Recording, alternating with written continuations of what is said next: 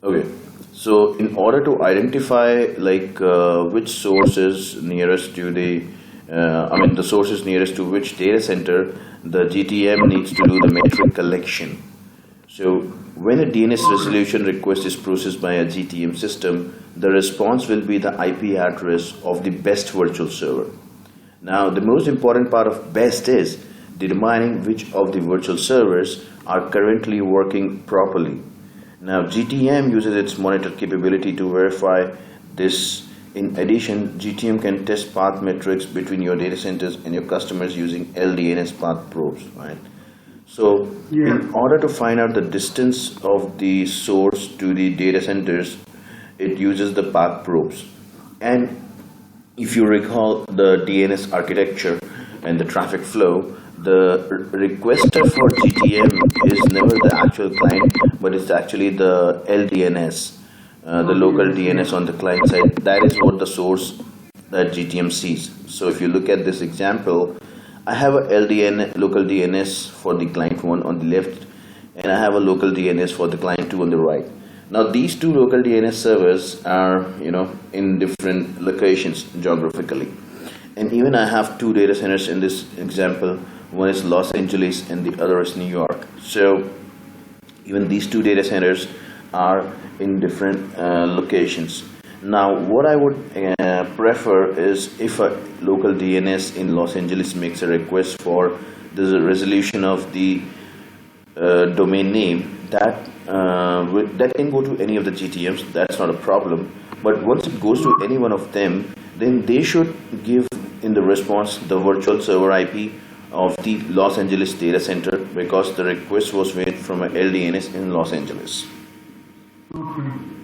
So now what will happen? Let's say this local DNS request, reach to the New York data center. Then New York data center will send a path probe from the New York LTM to the local LDNS in Los Angeles, and also it will send a path probe from the Los Angeles GTM to the LDNS in Los Angeles.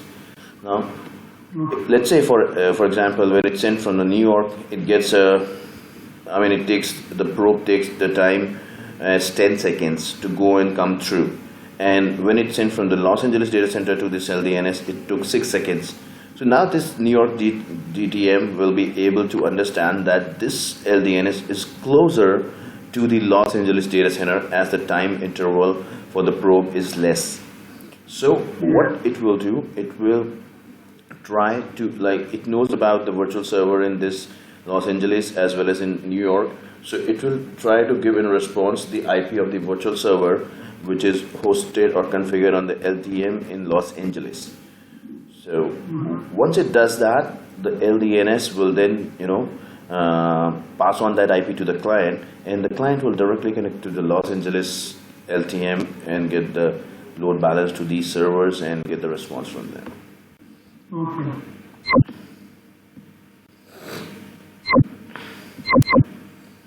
So to summarize, monitors verify viability of virtual servers either through testing virtual servers directly or by communicating with the servers that host them. You determine what test the monitor performs and its frequency. If a virtual server fails a test, GTM will stop resolving DNS queries to that address. So for example, if let's say your Los Angeles LTM is down, or the virtual server is down because all the servers behind it were down, then in that scenario, the GTM will stop resolving any queries, no matter even if it's closer to the LDNS for the Los Angeles virtual servers, because that is one of the important part of the intelligent health monitoring, because intelligent DNS resolution, because if a normal DNS is there, it will never monitor the health of the virtual servers before giving a response. It will straight away statically give the response. But in GTM, it will monitor, and based on the monitor basis, it will decide which objects are available and they can be given in the response. Plus, it checks the probes. So probes test the viability of the network between your data center and the customer's LDNS. No probes are performed by default. You determine whether probes are used, which type of probes that are attempted, and if to exclude specific LDNs from probing. So the other thing is probes, which you can have to configure. By default it doesn't happen. So if you choose the metric collection method for load balancing the request, then it will first probe, and based on that result it will give the responses. Okay.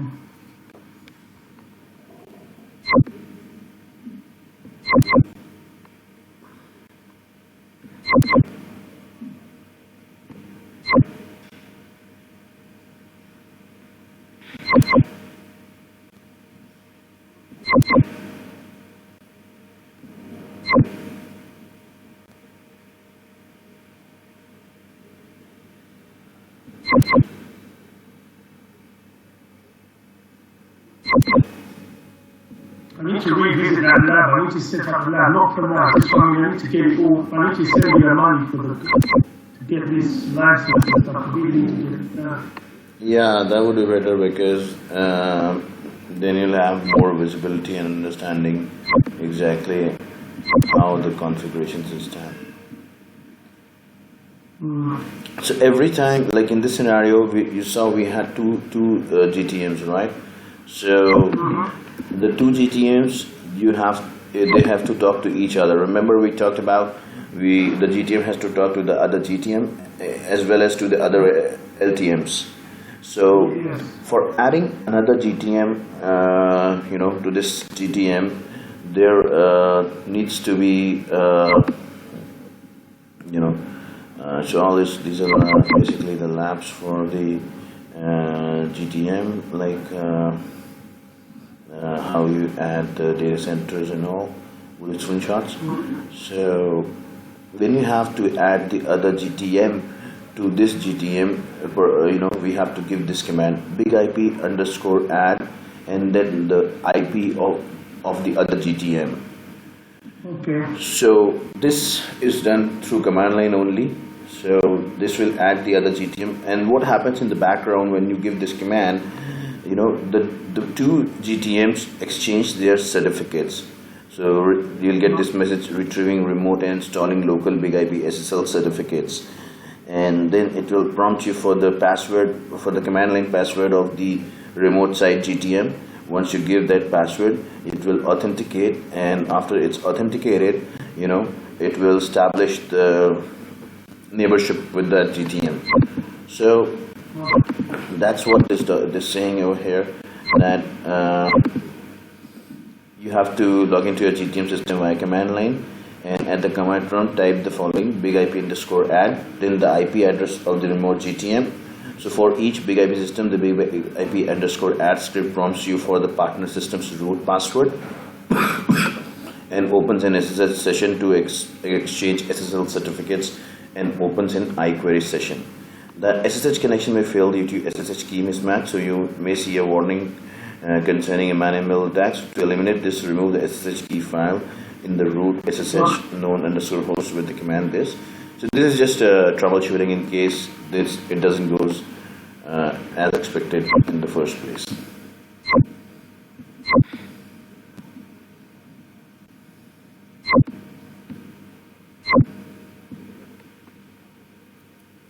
Now the verification, you can do the verification if the GTM is able to reach the other GTM, and then if you have any issues in the iQuery communication, then you can run the command iqdump and the IP address of the partner system, which is actually the other GTM. Okay.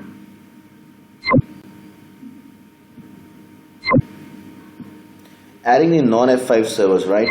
So we discussed that the GTM can talk to the other GTMs, other F5 LTMs, and it can also talk to other load balancers, and it can also talk to other servers.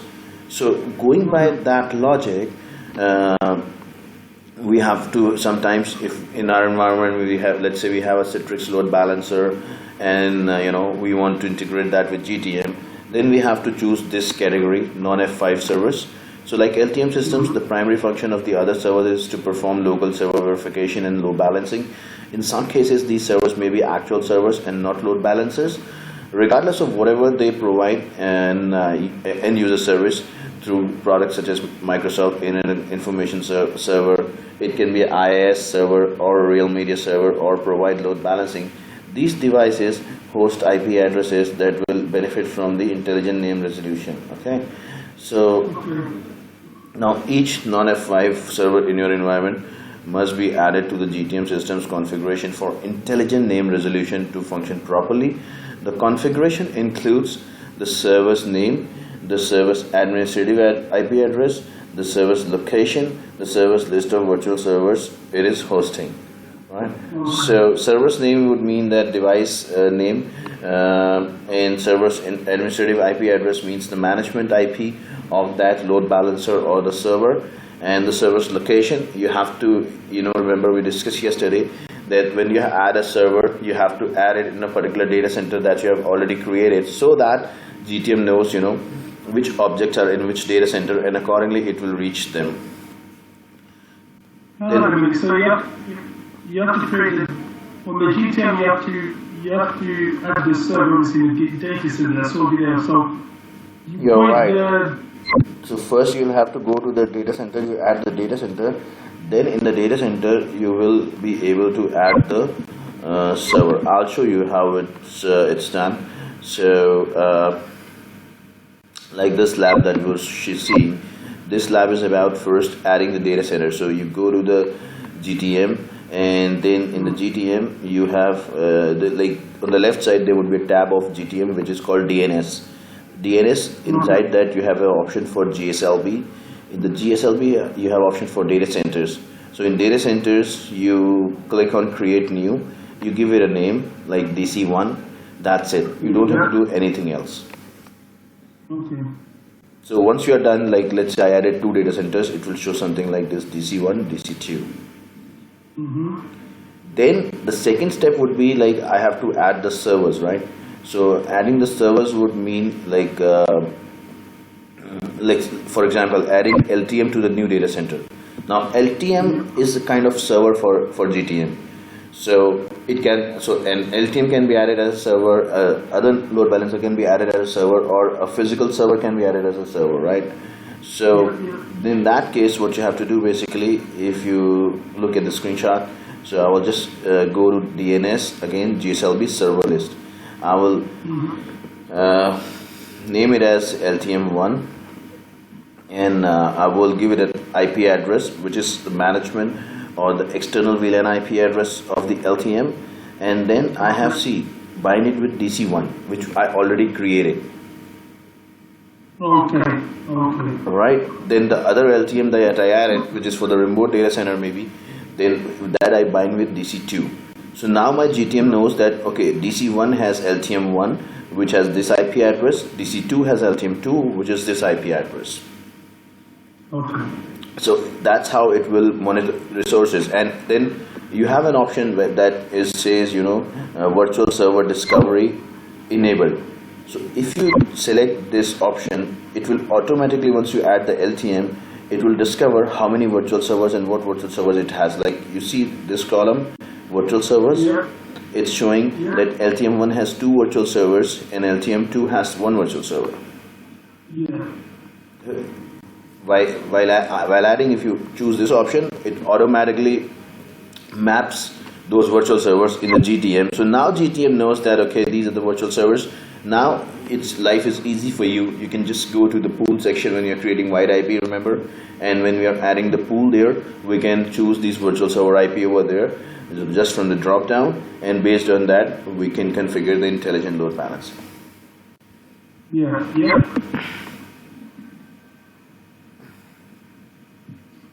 So when you configure the wide IP, which we saw yesterday, what you have to do is you again go to the DNS section, and so this is how this left side, like right now you just have LTM maybe, then once you have the GTM licensed, this DNS tab will pop up.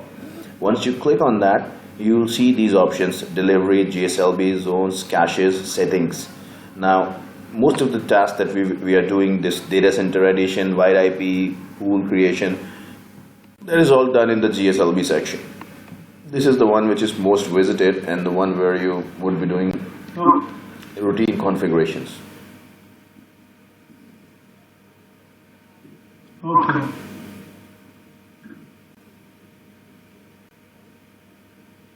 Okay, so now you see what we are doing here is that we are adding data set. I mean, we are adding. We are creating a pool, wide IP, and a pool for that. So right now we're just creating a pool. So in DNS we went to the pool, like we create a pool in the LTM, pretty much like that. So name we give to the pool. We have selected the monitor, and then we are choosing the load balancing method. So if you look, this part looks little different from the LTM, because in LTM we have only one load balancing method, but in GTM we have 3 load balancing methods that we can choose at a given point of time. Okay. And the logic or the benefit of using 3 different methods at the same time is that if, let's say, the first method, which is the preferred method, which is going to be used most of the times, if this method fails, then GTM would try to use the alternate method. If that also fails, I mean, maybe the reason for failing can be it's something that requires the GTM to obtain information first and then do load balancing, and GTM is for any reason unable to obtain that information, so that is failing, and that's why it's using the third or the last fallback method. Okay. Yeah. So for example, like in this case, the first preferred method is round robin. Let's say in the first preferred method I make it some method to do the geolocation based load balancing, so which we discussed a few minutes back. Like if a client, if a LDNS is in Los Angeles, request, then GTM will probe first and then find out that Los Angeles data center is closer and give the VIP IP of the Los Angeles data center in the response. But that, if I've selected that method over here, but what might happen is it might so in that case the dependency is first GTM will try to probe the LDNS, and once it's able to probe and get the result, based on that it will do the load balancing. So if for some reason that probe is blocked somewhere or it's not getting the probe results, then that method cannot succeed. So in that case it will bounce back to the alternate method. So I have to ensure that the alternate method is not the same. It has to be something different, and preferably a static one which does not depend on correcting those metrics, because if my alternate also same, then that's also bound to fail, right? So that's why we logically keep different methods. Okay, if this fails, then this can work out for sure. Even if that fails, then the fallback option, we can put an IP address that if all those methods fail, then this like fallback IP before, if I can put an IP over here of a virtual server or a server, then what GTM will do, GTM will give that IP to the reply statically. Okay, so that's one way. And return to DNS also is an option, which means like the GTM would say, okay, I'm unable to resolve it intelligently, I will forward it I will forward this query to some of the external DNS server and get a response from them and forward it to you, which is kind of called accelerated, which we discussed sometime back. Yeah. Now, how do you add the members of the pool? So remember, we saw just when we add the LTM and we choose the option of enable virtual server discovery, it discovers the virtual server. That benefit you can use here is like you can select the drop down and see it's showing me LTM1 virtual server IP. So I added this, and then I added the LTM2 virtual server IP. So 64.58.195.10 is the virtual server on LTM1. It's in a different location, and 64.58.195.20 is the IP address of the virtual server on LTM2, which is in a different location. So once I've added these two pool members in this pool, what that means, if any query coming to the wide IP where this pool is associated, that will be answered with one of these virtual servers IP based on the load balancing method I have configured, and the requester would either connect to this virtual server .10 or .20 depending on what he receives in the answer. That's how basically the intelligent load balancing happens through, right? Now this shows, like, in case we have another GTM in some other data center, then we have to repeat the same steps over there. So this is just a replica of what we discussed. Now once you're done with that, you can see something like this. Like, you have created pools in the GSLB section, pool list, they would pop up just like the pools you create in the LTM. And on the right side in the members, you can see that 2 members. So these 2 members are actually nothing but the 2 whips that we added, which are on 2 different LTMs. Now, after adding the pool, we have to create a wide IP. So wide IP is pretty much analogous to virtual servers in LTM. Just the only difference is that in case of wide IP, we do not have any IP address associated with it, but in fact a fully qualified domain name, which is actually the exact name of the website or the application that I'm trying to resolve through GTM. For example, in this case, name is web1.lab.local. So this is the FQDN, fully qualified domain name, for which the client is trying to type in the browser, and the LDNS is trying to query for this domain name resolution to the GTM. And GTM is the authoritative name server for this domain name. So my GTM will get a query for this, hey, what is the IP address for web1.lab.local? Once it gets it, then it will look for the wide IP is configured with this domain name. Yes. Then it will see what is the pool, what is the load balancing method, and reply with one of the IPs, considering that both the virtual servers are up. Okay. Now here's and that's a different thing. So that's the testing part. So so you go to wide IP section, you give the name of the wide IP, select the pool from the list, the pool that we created, you'll bind that pool, done, poof. So that's it. Now then you can keep on adding as many as websites you want to be resolved by GTM. For all of those, you will have to add a specific wide IP. Like for another domain name or website, web3.lab.local, I have to create another wide IP. Web4, I have to create another wide IP and bind a pool for that, and keep on going, keep on going. Okay.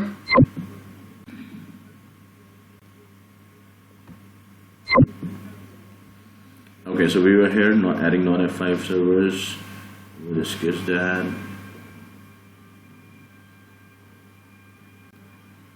Now, what may happen in some time, like I told you that the GTM has to talk to the GTM and LTM in the other data center also. So sometimes, in your data center, you may have 2 links to reach to the other data center. You may have, dual ISP connections to reach to the data center. Now, in that scenario, the GTM needs to know, like, what are the 2 options, which one is a better one, So if that is the scenario when we have 2 links to reach to the remote data center, then in that case, there's an option in GTM as called links. So in that links, you will have to add both of them. So for example, a link defines a physical connection to the internet. Links are associated with one or more routers on the network, right? So you might have 2 links, you might have those of 2 terminated on the same router or maybe on different routers. The GTM system tracks the performance of links, which in turn can dictate the overall availability of a given pool, data center, wide IP, or distributed application. So why is links important for GTM? Because when the GTM is trying to talk to the remote side GTM or the LTM to get their health status and metrics and all those, it will be using one of those links, right? So if you have multiple links, then you add all of those on the GTM, then GTM will try to figure out, using which link it can reach to the to the remote site, which link is better basically from performance wise and stability wise, all those things. So when you configure the links that you want to load balance in the GTM system, you add a link entry into the GTM system and associate one or more routers with that entry. You can also configure monitors to check certain metrics associated with the links and modify how the GTM system selects a link for the network traffic.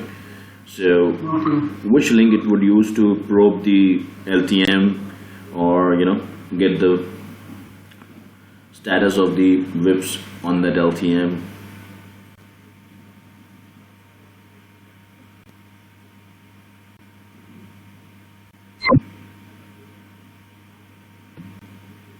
Okay, we're done with the wide IP. Now, load balancing methods. Just a review again. So pool include 3 load balancing methods: preferred, alternate, and fallback. The alternate method is only used if the metrics are missing for the preferred method. There are a number of ways this could occur. Most commonly, this will occur when a site chooses a path-based load balancing method, such as round-trip time, and a new LDNS sends a query. When this occurs, the GTM system will not have path metrics as yet and will choose to use alternate load balancing method instead. So the alternate load balancing method cannot be based on path metrics. So there's no logic to have preferred and alternate load balancing methods as the same. Okay. That means because if one is going to fail, then alternate is also going to fail. Yes, exactly.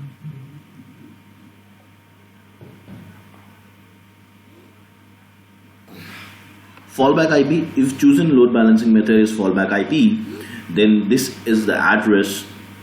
It can be IPv4 or IPv6 that the client that the wide IP will send in response to a query. The query will not be passed to bind. Bind means the local DNS on the GTM. This option is typically used when bind is not configured on the GTM system. Note that the fallback IP is not tested by any monitor.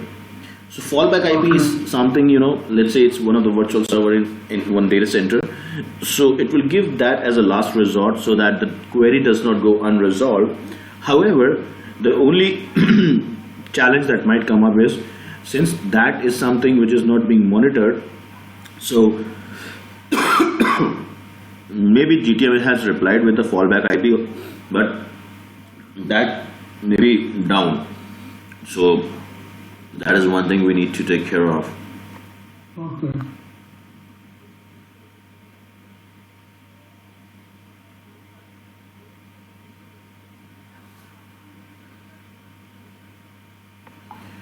So now moving on to the load balancing methods, some of them. Dynamic ratio, because dynamic load balancing parameters are only refreshed every few minutes. Dynamic load balancing methods can result in repeated resolutions of the same address.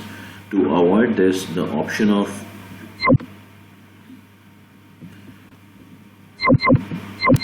activating dynamic ratio is added. When dynamic ratio is enabled, the same metrics are gathered, but rather than using them to specify only the best virtual server, they are used to score each virtual server with a ratio value. The resolutions are performed to all the associated virtual servers relative to their scores. So dynamic ratio can be used with the following dynamic load balancing methods. Alright, so dynamic ratio means we can basically use a combination of certain load balancing methods together to reach to a conclusion of in which ratio the load should be distributed to these virtual servers. Normally, if you look at the LTM, the dynamic ratio is over there also. But in LTM, when we choose dynamic ratio, it generally looks at the performance of the server, and based on that, creates a ratio dynamically and distributes the traffic in that ratio amongst those virtual servers, or amongst those servers basically. But in GTM also it's pretty much the same. It looks at the performance, but we can also mention, what is my performance criteria which it takes into consideration while creating a dynamic ratio. For example, if you look at this table, so the dynamic ratio can be based on these factors: round trip time, completion rate, hops, kilobytes per second, least connections, virtual server capacity, packet rate, or quality of service. For example, if I talk about round trip time, now it says that I have a Los Angeles LTM and a virtual server on it. I have a New York LTM and a virtual server on it. Now, whenever the LDNS query is made, let's say from India it will first, based on the round trip time, it will first try to probe the India LDNS from the Los Angeles data center, and then it will try to probe it from the New York data center. And let's say the round trip time for the probe from Los Angeles took 20 seconds, and the round trip time from the New York data center to India LDNS took 18 seconds. So now it knows that, okay, that one has a better round trip time, the New York one, so it will, try to create a ratio of something which will be favorable or more traffic on the New York one than the Los Angeles one. The other thing is completion rate. Completion rate says, okay, I answered 8 queries. I mean, there was like 10 times it resolves the Los Angeles virtual server IP, 10 times it resolved to the New York virtual server IP. However, only 8 of those people could connect to the Los Angeles, while 9 of those could connect to the New York, who were given New York IP. So that means there could be reason that the virtual server in the Los Angeles is having high that LTM is having high CPU, or the virtual server backend servers are not able to process the traffic with that speed. Some performance factor, based on which that server is only able to accept 8 connections and the other one is able to 9. So it finds that the completion rate is better for the New York one because it got 10. I mean, I responded 10 times with that IP, and 9 times users were able to connect to it. So in that case, it will create a better ratio for the New York one. Now, same way hops means like the L3 devices which are there in between the client LDNS and the LTM, right? So let's say when the India, if you have chosen this option in the same example, the India LDNS makes a query to the Los Angeles. I mean, it will see, okay, there were 10 hops between those two source and destination. Now it will also compare between the LDNS of the India and the New York data center, how many hops are there. So it finds there were, let's say 12 hops. So it will give more traffic to the more resolutions would be done for that particular LDNS in India. More resolutions will be done with the Los Angeles virtual server IP as compared to the New York virtual server IP, because Los Angeles has less number of hops, right? Yes. So then other method is kilobytes per second. Kilobytes per second basically means like which virtual server has better processing capacity. For instance, the virtual server in the virtual server in the Los Angeles has a capacity of maximum handling connections is like 5 KB per second, and the virtual server in New York can handle 7 KB per second. So it knows that I should send more connections to New York.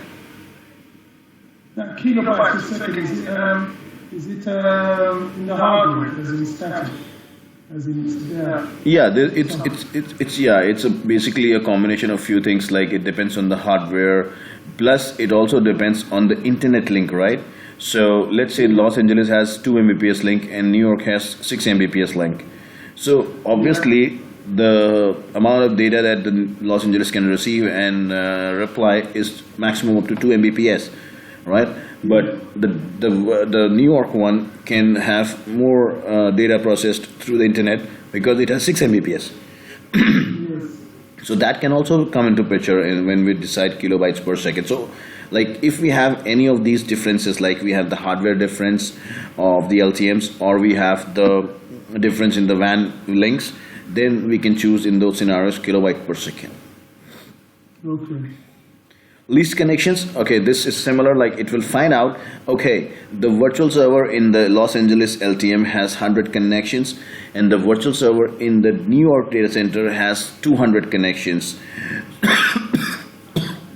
So if we have selected least connection at the pool level on the wide IP, it will now send more requests. I mean, it will now resolve more towards the IP of the LTM virtual server on the LTM in Los Angeles, because that has less number of connections, so it will try that more users connect there.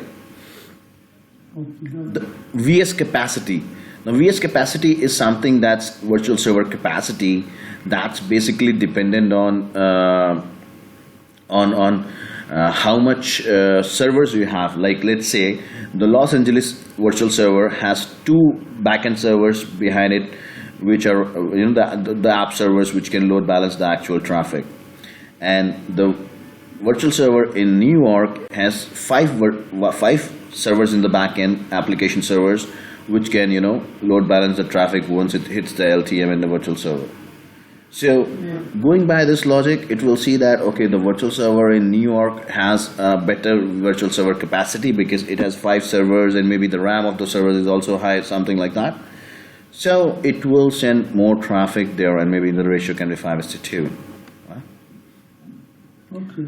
So then the quality of service. Quality of service is a complicated, it's a little complex method which takes into account a lot of performance metrics of this virtual service apart from a single one. So we will see that in detail in some time later. But the logic was to give you an overview over here about the different load balancing methods, and like you can see here in the table, it says we have 3 virtual servers: 100.10.10.1, 100.10.10.2, and .3. Now the method is packet rate. So this VS can perform, like this is the same KB per second, right? Can 60 KB per second, the other one can have 100 packets per second, and this one can do 140 packets per second. So what we'll try to do that it will generate in the ratio 5:3:2, because this one is doing 60 per second, so it will get more traffic. 65 ratio 5, Okay, then in DNS you have a concept of canonical names or C names. You might have heard about that. So sometimes you might require to use this or add this. So generally wide IP responds the best A record among the virtual servers associated within the wide IP. However, there are situations where you may wish the GTM system to resolve a wide IP request to a C name.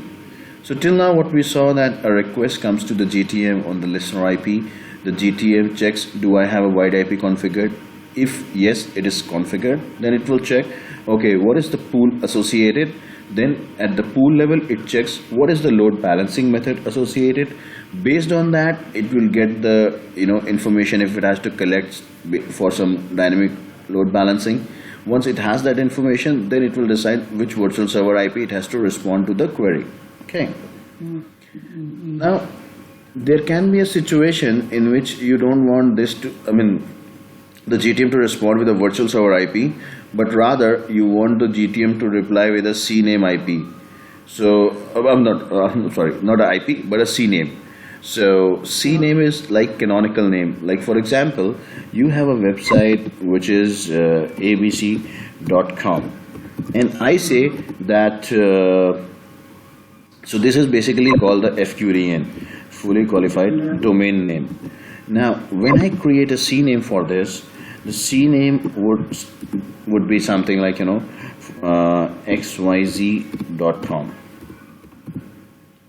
So now GTM says, okay, a query came in for abc.com. Right now, in the GTM, what you have done is you have configured a wide IP. In the wide IP, you have configured a pool. In the pool, you have not added the virtual servers, but just you have added, instead of those virtual server IP address, you have added this CNAME in there. Okay. Now what will happen when the query comes for ABC? So it will see, do I have a wide IP? Yes, it does have a wide IP. Now let's check at the pool level what options are there. So it will go to the pool and it will find, okay, I'm configured to reply with a CNAME. So it will just tell the client, hey client, this is your answer, xyz.com. Now what will happen? the client gets this answer. So client will try to resolve this, because in order to reach abc.com, GTM has said you have to reach xyz.com. So Yes. now it will try to resolve this xyz.com. Yeah, sorry, go ahead. You map that FTPM to the C name somehow. Yeah, in some cases we have to do. I will tell you one of those cases, and in a quick while from now. But this is the so like if this is done, then what will happen in the client? And you see, the client will receive a response of xyz.com rather than getting an IP which it was expecting. So once it gets to xyz.com, then it will try to resolve this, and this resolution may be done anywhere, can be done on the some other maybe done by some other DNS server, wherever. I mean, this is whoever is configured as a authority name server will resolve this, and then ultimately the IP given in that case would be the effective IP for abc.com. So this is required in some cases. For example, let's say right now you have a DNS server in your environment, right? So whatever you don't have a GTM right now. The clients are coming in.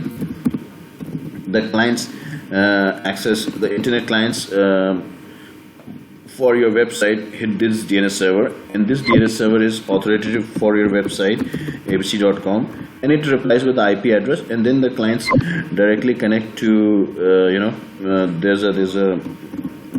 there's a server for abc.com. They connect to this server, right? This server has an IP of, let's say, 1.1.1, and the DNS server has replied with this. DNS server has a mapping that abc.com is 1.1.1. It replied this IP to the client. Client connects to it. That's the normal DNS flow, very basic one that happens without the GTM. Now, when you got the GTM, you still do not want to throw away this DNS server, because for all the websites you are not using GTM intelligent resolution. You're only using that for a few of them. So in that scenario, what will happen is that you have to have for some this DNS server will be resolving. For some, this DNS server would be just doing the forwarding. Okay. Yeah. So in that case, what you will do on this DNS server, you will configure a CNAME for this xyz.com. Okay. And for this, it will forward it to the GTM, where you have basically configured the wide IP of xyz.com and a pool of virtual servers from which it will give the IP to this DNS. It will give the IP to the. So what will happen basically? You have the CNAME configure xyz.com. So this DNS server will say, "Hey client, you take this CNAME xyz.com. My job is done now." Then the client says, "Hey, where is xyz.com?" And ultimately, through that DNS processing and architecture, it will land to this GTM, which is the authoritative name server for XYZ, and it will get an IP for XYZ from this pool, one of the virtual server IP, and that's how it will access, and then it will get to the abc.com server. Okay. So it's something like this, I want you, right now, you are the one who is working for me, okay? But what you thought to do, you thought to have a subcontractor for you who can do my job, right? But you don't want that subcontractor to face me directly, right? So that subcontractor is a CNAME for you. Now, yes. you can give me that some other name, and then I will contact him directly, something like that. Okay, fantastic. So that's kind of a delegation that it's doing to the GTM through the CNAME. Because otherwise what we have to do is, we have to either remove this DNS server from the path, or we have to do a static load balancing, which it was doing, static resolution, which it was doing earlier. But if we don't want to do any of those two options, then this is a third option, that it will say that this is the canonical name. Now, when the client resolves for the canonical name, it will get here and and this pool actually will have the virtual servers for the abc.com, because xyz.com is just locally significant between these two people. There's no virtual servers for that and all that stuff. Okay. So when this occurs, the selected pool does not have any virtual servers. Rather, a canonical name is specified in the CNAME field. When this pool is chosen by the wide IP load balancing method, a CNAME record is used in the response. It is expected that the LDNS will take the response and use it to resolve the new name. That's what I was saying. That if this gives xyz.com in the reply, then again it will start a resolution for xyz.com.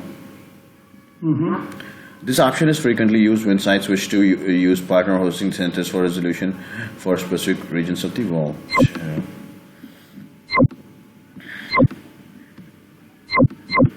So maximum address return, by default GTM system resolves wide IP queries to a single best virtual server address, but you can specify that GTM sends more than one response.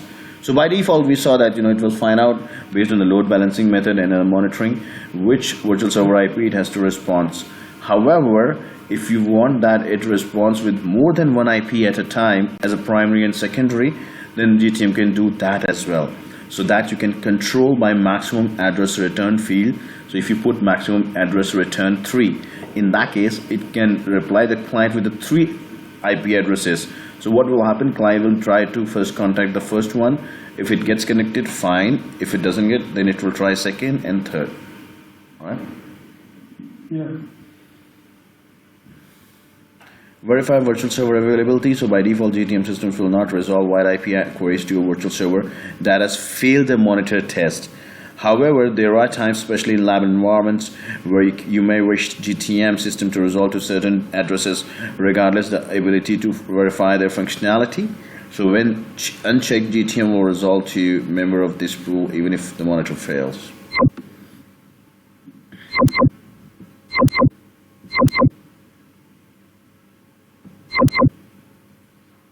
This is all about configuration of the pools, which you already saw. Then wide IPs also we saw the configuration. So I think we are pretty much through this concept. Like the client makes a request for www.f5.com. It goes to the local DNS.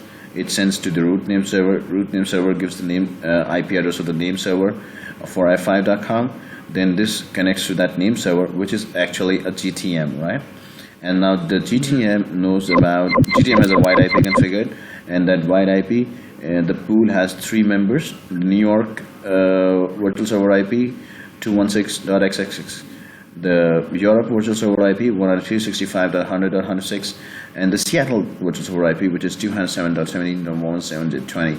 So it will give one of those based on the load balancing and the health availability response to the LDNS. Then the client will connect that to that particular virtual server in that respective data center accordingly. Okay.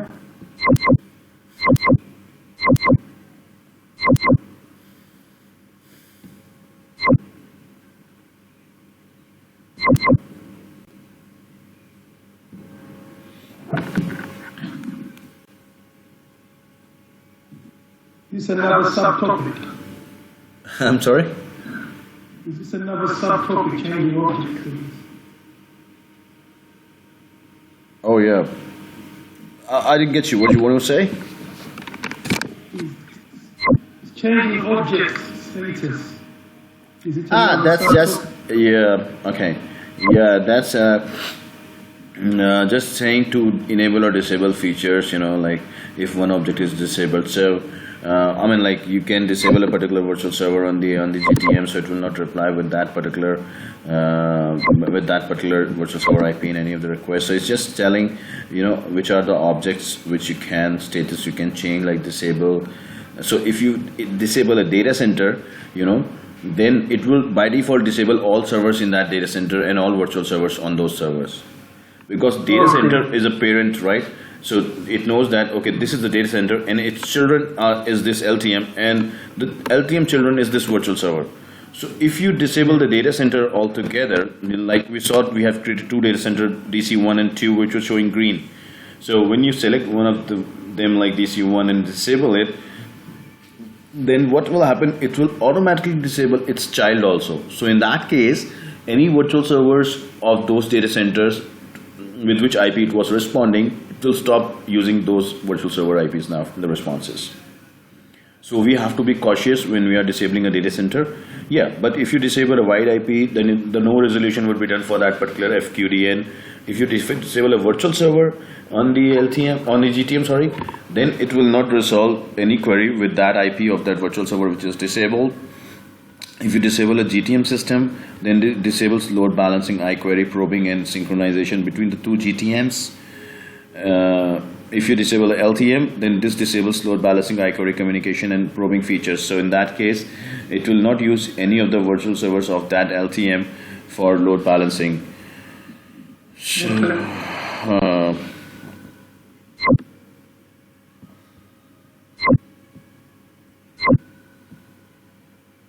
virtual servers can be automatically disabled when the GTM system has an indication that a partner virtual server is not functioning properly.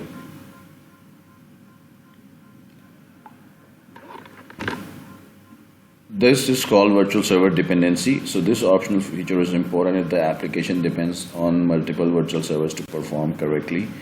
Within a wide IP definition, a virtual server can have a series of other virtual servers listed as dependent virtual servers. If any of the dependent virtual servers is unavailable, the GTM system will not resolve the wide IP request to the associated virtual server. Now, we saw in LTM that we have some signals like green circle, red diamond, blue square. So they are here also, and they mean the same. So green signal means that the resource is perfectly up and reachable, and available. Red diamond means that monitoring has marked it down, maybe it's not reachable for some reason. And blue square means that the GTM system has not been able to reach the server to determine the status. So the status is unknown. Maybe there's no monitoring or no option to reach to that to monitor. Okay.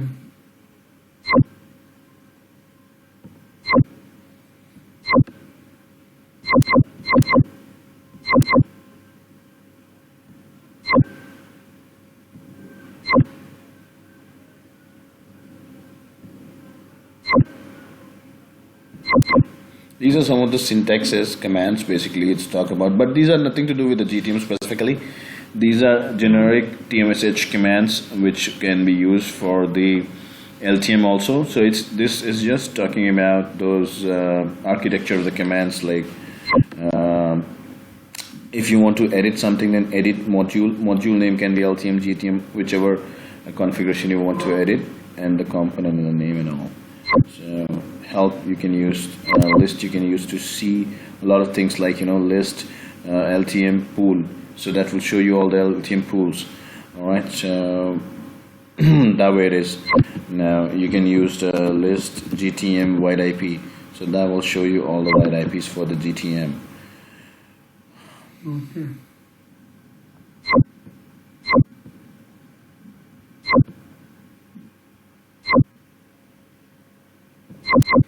Modify will modify the configuration. Quit will take you back to the big IP system prompt. To exit the TMSH module, you use quit. Save is for saving your configuration. You want to like save config.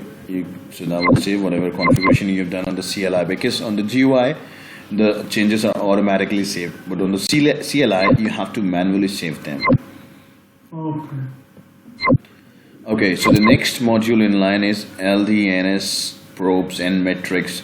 How they probe, how the GTM probes them, and how it calculates the metrics based on which it can do the load balance. Based on which it can find out the closest data center and resolve to that IP.